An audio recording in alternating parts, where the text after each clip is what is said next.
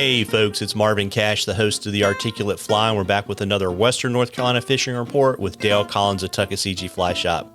How you doing, Dale? Doing great, Marvin. Hope you are. As always, just trying to stay out of trouble. And, you know, as we were talking about before we started recording, Facebook and Instagram are down. So I don't know if I actually have a question for you this time. So we're going to have to just figure something out. We can do it, man. I think after 3 years, I think we've got it pretty well figured out. It is 3 years, man. That is actually, we forgot to point that out on the last couple of recordings, but that's pretty awesome, man. Yeah, it's pretty crazy. I appreciate you guys supporting me at Tuck Fly Shop, but we've got literally now over 400 pieces of content.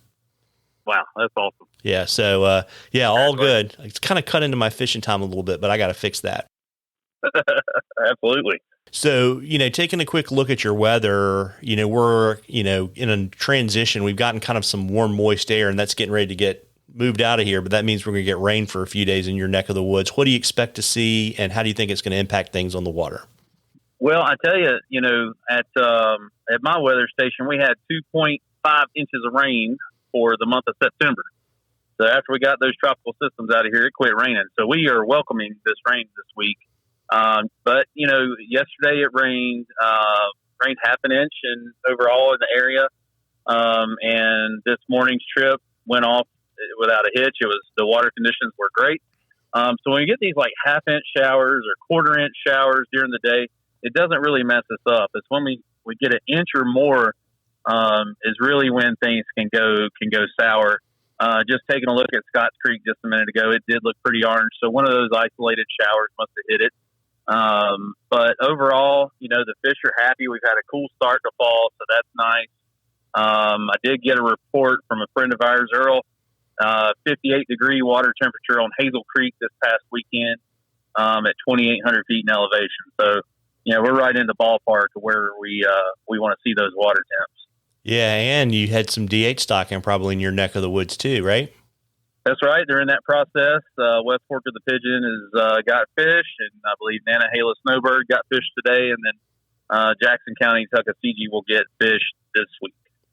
Got it. And so now we get more options, but you also now have to start talking about, targeting wild fish versus newly stocked fish.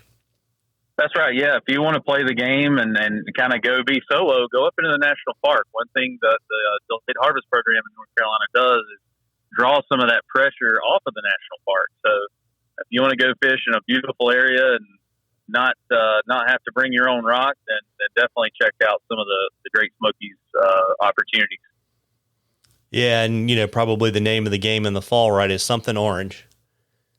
Exactly, orange parachutes, and kick a little yellow in there too every now and then, and throw some reds. Royal Wolves, we're still seeing success on, but also some of those ant patterns. There's still some flying ants kicking around. Then also too, right, Dale, with the DH water, it's time to bring out the junk food. Yeah, absolutely. Your girdle bugs, trail it with a squirmy or an egg pattern. And then, of course, if you want to work on a streamer game, then, kind of get started with some woolly boogers and swing those. And you'll usually find a pretty angry brook trout. Yeah, there you go. And, one other thing we haven't talked about is you've got a demo day with Norvice coming up on the 16th, right?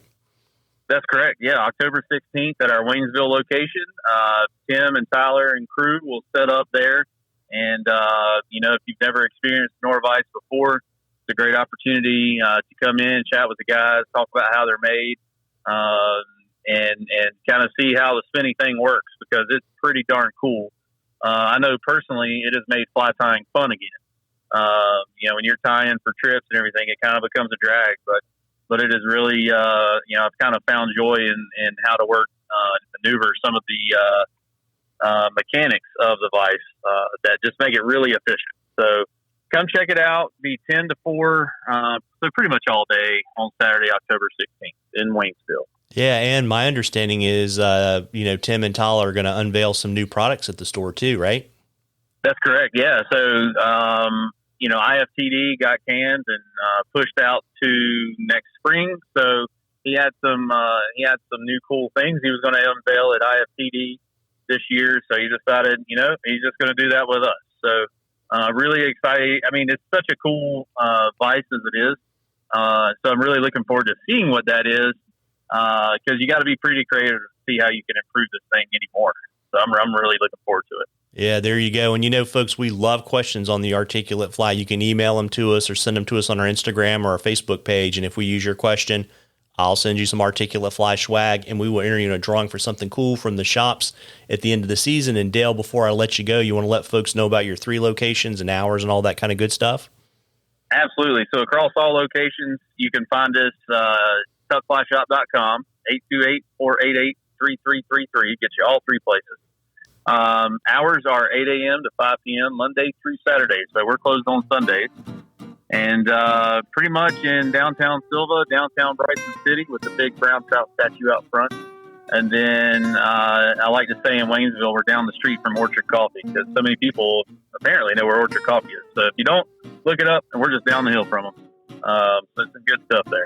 Yeah, there you go, folks. And fall is my favorite time to fish, and you owe it to yourself to get out there and catch a few. Tight lines, everybody. Tight lines, Dale. You too, Marvin.